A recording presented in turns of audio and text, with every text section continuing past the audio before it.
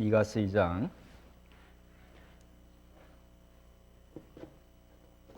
미가서 2장. 미가서 2장에 기록된 하나님의 말씀입니다. 한 절씩 받들어 읽고 마지막 절은 같이 읽도록 하겠습니다. 제가 먼저 읽겠습니다. 그들이 침상에서 죄를 꾀하며 악을 꾸미고 날이 밝으면 그 손에 힘이 있으므로 그것을 행하는 자는 화 있을진저.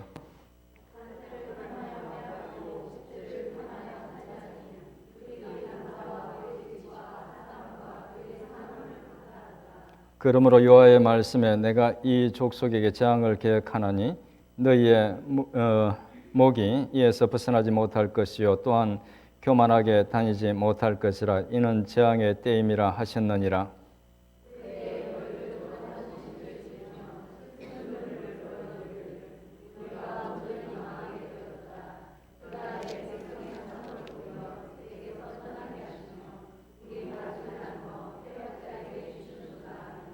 그러므로 여호와의 회중에서 분깃에 줄을 댈 자가 너희 중에 하나도 없으리라.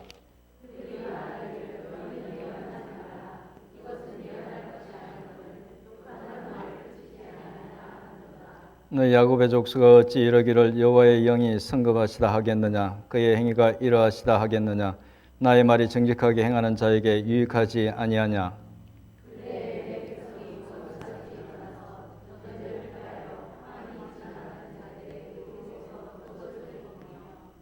내 백성의 부녀들을 그들의 즐거운 집에서 쫓아내고 그들의 어린 자녀에게서 나의 영광을 영원히 빼앗는도다.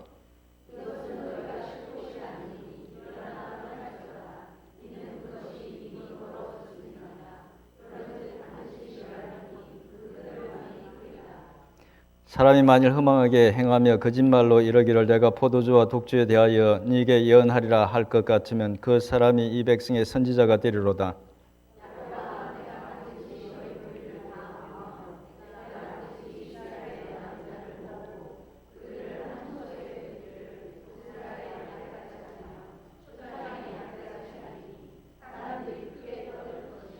길을 여는 자가, 같이 읽겠습니다. 길을 여는 자가 그들 앞에 올라가고 그들을 길을 열어 성문에 이르러서는 그리로 나아갈 것이며 그들의 왕이 앞서가며 여호와께서는 선두로 가시리라.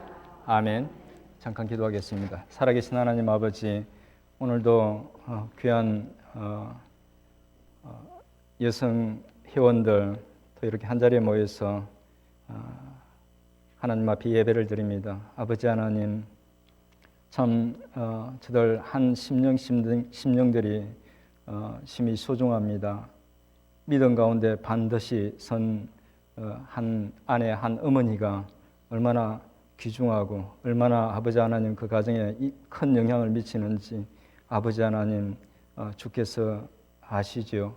아버지 하나님 붙들어 주시고 복음 가운데 반드시 서서 온 가정을 주의 은혜 가운데 풍성하게 잘 이끌어가는 저들이 될 수 있도록 은혜를 베풀어 주시옵소서. 이 시간 말씀을 전하고 또 듣는 가운데 아버지 하나님 피차에 은혜 받는 귀한 시간 되게 하옵소서. 예수님의 이름으로 기도드립니다. 아멘. 지난 시간에 제목이 좀 길죠. 긴데 제가 생각을 굉장히 고민을 많이 했는데 저리밖에 안 되더라고요. 우상 숭배의 본질이 뭘까? 그리고 그 결과가 뭘까? 그리고 우리가 갖고 있는 하나님에 대한 오해는 어떤 것일까? 이런 내용들을 주로 다뤄서 압축을 하려고 아무리 고민을 해도 저렇게밖에 안 되더라고요. 자, 제가 만든 그 PPT 다음 첫 화면 한번 보여주시기 바랍니다. 지난 시간에 제가 말씀을 충분히 잘 못 드린 것 같은데 사실은 여기에 나오는 이 도표가 굉장히 중요합니다. 우리가 갖고 있는 성경책에 앞에 모세오경과 신약을 뗀 양으로 치면 거의 절반에 해당되는 부분이 사실은 요 기간 동안에 있던 겁니다. 앞에 다윗 왕 때부터 해서 이스라엘 남유다가 멸망할 때까지, 그리고 저기에 이사야와 미가 선지자가 어디 나와 있는지 보이죠? 이사야 선지자가 또 미가 선지자가 활동한 시기가 바로 북이스라엘의 멸망, BC 722년이라고 되어 있죠. 그 멸망할 무렵에 이사야 선지자와 미가 선지자가 같이 활동을 했던 겁니다. 약간만 그 설명을 좀 더 드리면 티글랏 빌레셀이라는 그 아수르의 왕이 이제 그 제국에 굉장히 이제 세력을 이렇게 많이 갖게 되면서 다메섹, 그다음에 북이스라엘, 남유다 이런 나라들을 거의 속국으로 삼고 있어요. 근데 이제 그 다메섹하고 그다음에 북이스라엘이 그 이제 조공을 바치면서 속국으로 있지 못하겠다. 그래서 반란을 일으키면서 남유다도 같이 조인하도록 그렇게 권면을 했는데, 부탁을 했는데 남유다의 요아스 왕이 거절합니다. 요시야 왕이 죄송합니다. 아하스 왕이 거절합니다. 우리는 그럴 수 없다. 그래서 BC 한 732년 경에 사이로 이프로마이트 워라고 해서, 사이로라는 말은 아람입니다. 아람과, 그러니까 다메섹을 포함한 아람과 이프로마이트라는 게 에브라임인데 그 북이스라엘을 가리키죠. 그래서 아람과 북이스라엘이 동맹군을 만들어서 남유다를 공격합니다. 남유다가 그 아하스 왕이 굉장히 악한 왕이죠. 놀라서 그 아수르에게, 하나님께 도움을 청하지 않고 아수르 왕 디글랏 빌레셀에게 도움을 청하죠. 그래서 그 아수르 왕이 와서 다메섹을 완전히 멸망시킵니다. 다메섹은 그 이후로 다시 재건하지 못합니다. 북이스라엘도 완전히 멸망을 당하는데 그 사람들을 잡아다가 이제 북이스라엘 사람들을 포로로 끌고 와서 아수르 전역에 흩어버리고 다른 지역에 있는 사람들을 그 사마리아에 와서 살게 하죠. 그 북이스라엘 지역에 이제 혼혈이 된 거죠. 그 이후로 남유다 사람들이 끝없이 그 사마리아 사람들을 이렇게 멸시하고 그렇게 깔보는 이유, 경멸하는 이유가 바로 거기에 있는 겁니다. 혈통이 이제 순수하지 않다는 거죠. 그렇게 해서 BC 722년에 북이스라엘이 멸망하게 되는데 그 안에 이 미가스의 내용을 보면 그 내용들이 들어있지 않습니다. 그런 걸로 보면 이 미가스의 내용은 북이스라엘이 멸망하기 직전에 기록된 것으로 우리가 좀 추정해 볼 수 있을 것 같습니다. 이제 미가 선지자는 바로 그런 어떤 역사적 배경이 있을 때에 이 미가 선지자가 활동했죠. 미가 선지자는 북이스라엘 지역에 활동한 선지자가 아니라 남유다에서 활동한 선지자였습니다. 그러니까 주로 남유다 사람들에게, 그 왕과 지도자들과 그 사회 사람들에게 하나님의 말씀을 대언한 그런 선지자였습니다. 이제 오늘 본문 내용으로 이제 돌아가서 오늘 말씀의 의미를 간단히 정리하면서 한번 살펴보도록 하겠습니다. 오늘 말씀은 크게 세 가지 중심된 내용을 담고 있습니다. 그 세 가지 내용이 이렇게 섞여져 있습니다. 분류를 하자면 세 가지라는 겁니다. 첫째는 이스라엘 백성들이 저지른 죄악에 대한 내용으로 1절, 2절, 8절, 9절에서 언급하고 있습니다. 둘째는 심판에 대한 예언으로 3절부터 5절 그리고 10절에서 말씀하고 있고, 셋째는 회복에 대한 예언으로 마지막 12절, 13절에서 말씀하고 있습니다. 정리하면 미가서 2장은 이스라엘 백성들의 죄악과 심판 그리고 회복에 대한 내용을 중심으로 하고 있습니다. 지난 시간에 1장의 말씀을 우리가 같이 나눴죠. 근데 이 1장의 중요한 내용은 이스라엘 백성들이 우상을 섬긴 것 때문에 하나님께서 심판을 하실 것이라는 그런 내용이었습니다. 근데 오늘 함께 읽은 2장의 내용은 회복의 내용도 있지만 주로 이스라엘 백성들 속에 만연해 있는 그런 어떤 타락과 부정과 부패에 대해서 하나님께서 심판하실 것이라는 그런 예언의 말씀을 주고 있습니다. 1장의 우상 숭배에 대한 심판이라면 2장은 이스라엘 백성들의 공의롭지 않은 삶에 대해서 심판하신다는 그런 내용입니다. 그러니까 우리가 이제 얼핏 보기에는 하나님께서 두 가지 어떤 별개의 죄로 심판을 준비하고 계시는 것처럼 보이죠. 우상을 섬긴 것과 공의롭지 않은 아주 부정부패가 있는 그런 어떤 죄악된 삶. 그런데 본질적으로 사실은 한 가지 죄에 대해서 그리고 그 결과에 대해서 하나님께서 심판하시는 그런 것입니다. 그러니까 1장에서 말하는 우상 숭배에 대한 심판이나 2장에서 말하고 있는 그 이스라엘 백성들의 타락과 불의와 부정부패에 대한 어떤 심판은 본질적으로 같은 한 가지 죄에서 비롯된 것이라는 겁니다. 한 가지 뿌리가 있다는 겁니다. 그게 뭐냐? 그것은 바로 아담과 하와가 에덴 동산에서 저지른 바로 원죄입니다. 그 원죄, 하나님과 같이 되고 싶어서 그들은 에덴 동산에 있는 선악과를 따먹었죠. 하나님을 인생의 주인으로 삼지 않고 자신이 삶의 주인이 되어서 자기가 하고 싶은 대로 하면서 살기를 원했던 것입니다. 이렇게 자신이 원하는 대로 하고자 하는 마음속 깊은 곳에 무엇이 있습니까? 자신이라는 우상이 있는 것입니다. 인간은 끊임없이 바로 그 셀프에 기여할 수 있는, 그 자신에 기여할 수 있는 그런 것들을 찾습니다. 그 자신의 그 셀프에 기여할 수 있는 것들이 제2, 제3의 우상 형태로 나타납니다. 그런 제2, 제3의 우상의 형태들은 아주 다양한 형태로 나타나는데 크게 두 부류로 나눌 수 있습니다. 첫째는 신적인 능력이 있어서 자신의 필요를 채워줄 수 있다고 가정한 겁니다. 그 우상들이 실제로 그런 능력은 전혀 없죠. 근데 인간이 그렇게 가정하는 것입니다. 그렇게 가정하는 우상입니다.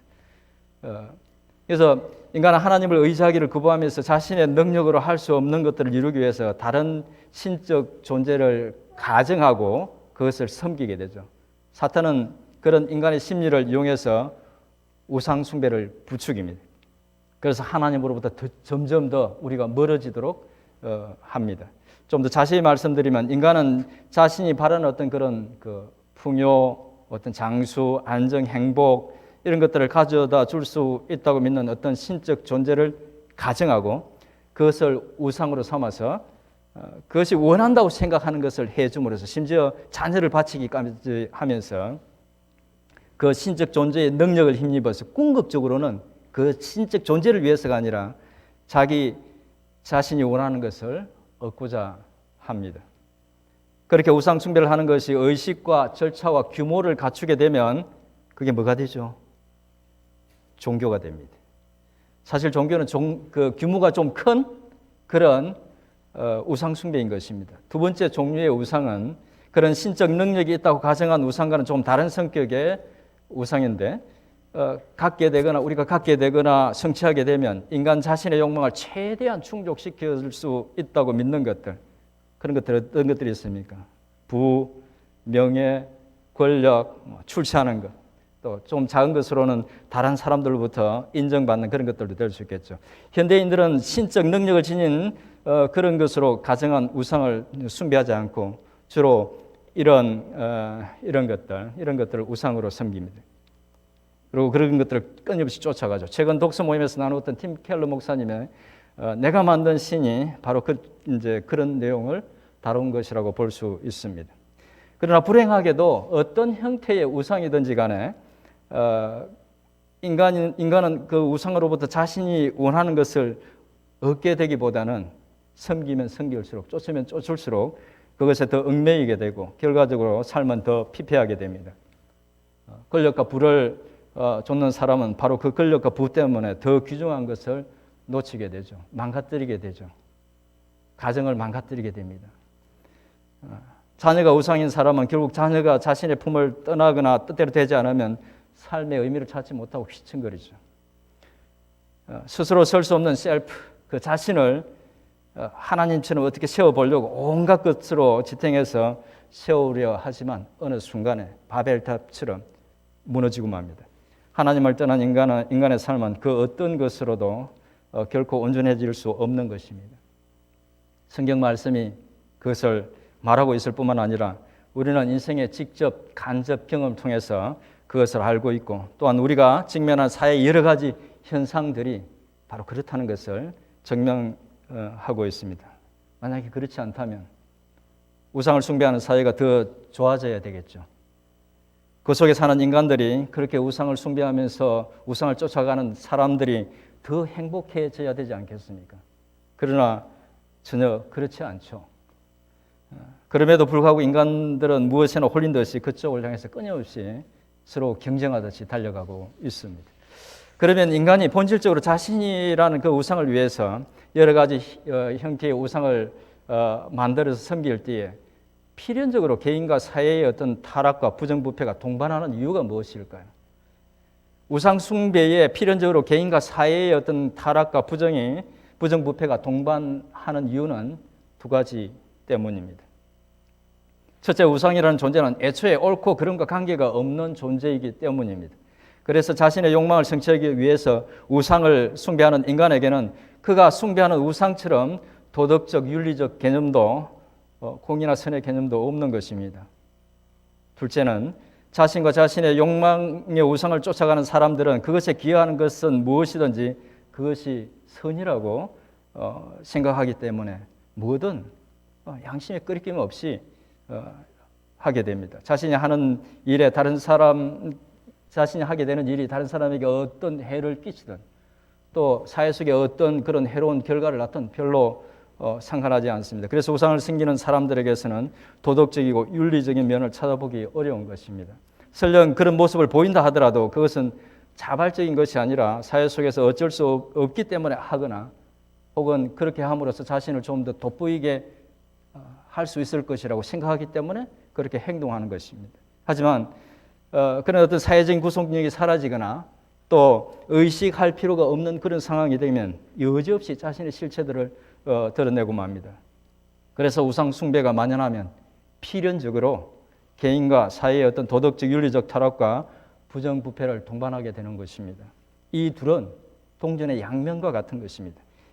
바로 미가서 1장에서 우상 숭배에 대한 심판을 말씀하시고 2장 3장에서 이어서 하나님께서 그들의 부패한 삶을 지적하면서 심판을 예언하신 이유가 바로 그 때문인 것입니다. 하나님께서 별개의 것으로 심판을 하시는 것이 아니라는 것입니다. 무서운 것은 다양한 우상 숭배를 통해서 본질적으로 자신이라는 그런 어떤 우상을 섬기는 인간의 그 제약된 본성은 심지어 하나님을 섬기는 데에도 나타난다는 것입니다. 인간은 얼마든지 우상 섬기듯이 하나님을 섬길 수 있다는 것입니다. 그렇게 우상 섬기듯 하나님을 섬기는 사람들은 하나님을 위해서 그 자신의 종교적 열심으로 열심히 봉사하고 또 헌금하고 자신의 필요를 기도로 하나님께 아뢰지만 정작 자신들의 삶에 하나님이 아무런 말씀을 하지 못하게 하십니다. 아니, 들으려고 하지 않습니다. 하나님이 본성적으로 공의롭다는 사실을 인정하지 않으면서 자신의 종교적 열심에 대해서 보상해 주기만 하면 되는 그런 하나님으로 생각합니다. 그것은 하나님에 대한 큰 오해죠. 그것은 또한 하나님을 망령되이 생각하는 그런 것입니다. 우리 모두가 알고 있듯이 하나님은 인격적이신 하나님이시고 하나님은 공의로우신 그런 분입니다. 거룩하신 분이죠. 당신의 백성들이 하나님 당신처럼 공의가 몸에 배어서 그들의 삶 속에서 그런 어떤 공의로운 하나님이 드러나기를 원하십니다. 그것이 곧 하나님께 영광을 돌리는 것이죠. 그러나 하나님을 우상처럼 섬기는 사람들은 하나님이 그런 하나님이라는 사실을 모르거나 혹은 애써 외면하고 오직 자신의 종교적 열심에만 보상해 주기를 바랍니다. 그런 사람들에게는 신앙과 삶이 별개입니다. 우리가 종종 주변에서 신앙과 삶이 전혀 다른 사람들을 보면서 당황하게 되는데 바로 그런 사람들일 가능성이 굉장히 많습니다. 미가 선지자를 통해서 심판의 경고를 받은 이스라엘 백성들은 하나님 앞에서 다른 우상들을 섬겼을 뿐만 아니라 하나님조차도 우상처럼 생각하고 섬겼던 겁니다. 다시 말씀드리면 우상을 섬기는 죄뿐만 아니라 하나님을 우상처럼 섬기는 그런 죄를 범했다는 것입니다. 돌이켜보면 제가 하나님에 대해서 오해했던 부분이 바로 이런 부분이었지 않나 하는 생각이 듭니다. 저는 꽤 오랫동안 평신도 때 이야기입니다. 미국에 오기 전에 저는 꽤 오랫동안 하나님은 그저 저의 종교적 열심들로 즉 헌금하고 봉사하고 예배에 빠짐없이 참석하고 또 많은 기도로 하나님을 감동시켜 드릴 때에 그에 대한 보상으로 제가 원하는 것을 주시는 그런 분으로 생각했습니다. 성경의 말씀을 통해서 당신이 그런 분이 아니라고 수없이 말씀하셨는데도 저의 눈에는 그런 말씀이 잘 보이지 않았습니다. 하나님 정말 저의 하늘 아버지가 되시고 싶어 하셨는데 저는 그 마음을 모르고 하나님을 통해서 세상 가운데 제가 원하는 것을 얻고자 하는 데만 골몰했었습니다.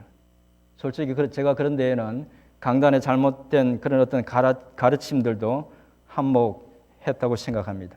신학을 하고 나서야 깨닫게 되는 것은 하나님은 오늘 말씀에서도 볼 수 있듯이 사랑과 긍휼이 많으신 분이지만 동시에 공의로운 그런 분이셔서 그런 당신처럼 당신의 자녀들도 세상 속에서 사랑과 공의의 모습으로 살기를 원하신다는 것이었습니다. 아마 많은 성도들이 하나님에 대해서 오해하고 있는 부분도 바로 이 부분이 아닐까라는 생각이 듭니다. 그리고 종교적 열심으로 하나님을 섬기면 인생 가운데 필요한 모든 것을 얻을 수 있을 것이라고 가르치는 번영신학이 잘못된 이유도 바로 여기에 있는 것이라고 볼 수 있을 것 같습니다. 하나님은 우리가 이 땅에서 잘 되기 위해서 이용해야 될 뿐이 아닙니다. 하나님은 하나님으로서 경배와 찬양과 높임을 받으셔야 할, 또 받기에 그런 합당하신 그런 자격이 넘치는 그런 분이십니다. 어떤 면에서 보면 오늘 말씀은 하나님 대신에 우상을 숭배하고 하나님이 싫어하는 그런 어떤 죄악을 저지르는 그 이스라엘 백성들에 대한 심판의 메시지이기도 하지만 하나님 당신이 근본적으로 그런 우상과 다르다는 것을 말씀하시는 일종의 하나님의 항변과도 같은 것으로 볼 수 있습니다. 우리는 이런 관점에서 우리 자신의 신앙이 어떤 것인지, 우리 자신이 하나님을 어떻게 신앙하고 있는지, 믿고 있는지를 점검할 필요가 있습니다. 이제 회복에 관한 메시지를 살펴보고 마치겠습니다. 오늘 말씀은 하나님을 외면하고 우상을 섬기며 죄악 가운데 빠진 이스라엘 백성들에게 하나님의 심판을 이렇게 선포하심으로 하나님 당신이 공의로운 분이시라는 것을 보여줍니다. 하지만 오늘 말씀은 하나님이 공의로우신 그런 분일 뿐만 아니라 동시에 사랑과 긍휼이 많으시는 그런 분이라는 것을, 또 그들이 돌이키면 언제라도 긍휼을 베풀어 주시기를 원하시는 준비가 되어 있는 그런 분이라는 것을 그것도 보여주십니다.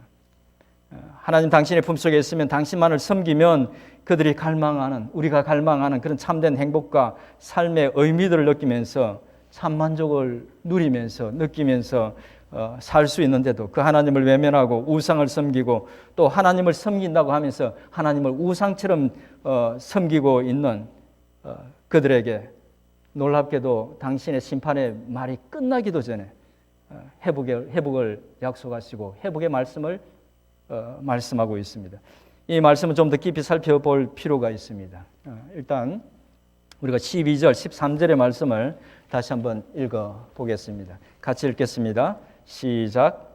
야곱아, 내가 반드시 너희 무리를 다 모으며 내가 반드시 이스라엘의 남은 자를 모으고 그들을 한 처소에 두기를 보소라의 양떼같이 하며 초장의 양떼같이 하리니 사람들이 크게 떠들 것이며 길을 여는 자가 그들 앞에 올라가고 그들은 길을 열어 성문에 이르러서는 그리로 나갈 것이며 그들의 왕이 앞서가며 여호와께서는 손두루 가시리라. 아멘.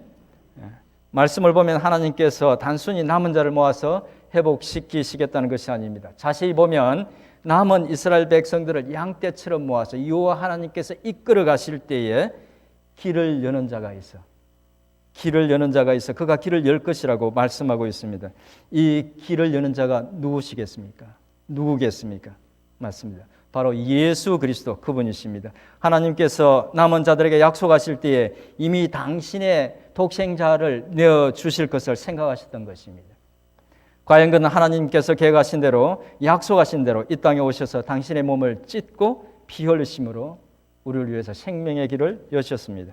하나님의 일방적인 은혜로 또 아버지의 뜻을 따라 예수님은 그 보배로운 피를 흘려서 우리 인간의 모든 죄악의 값을 치르심으로 죄와 사망으로부터 벗어날 수 있는 생명의 길을 여셨던 것입니다.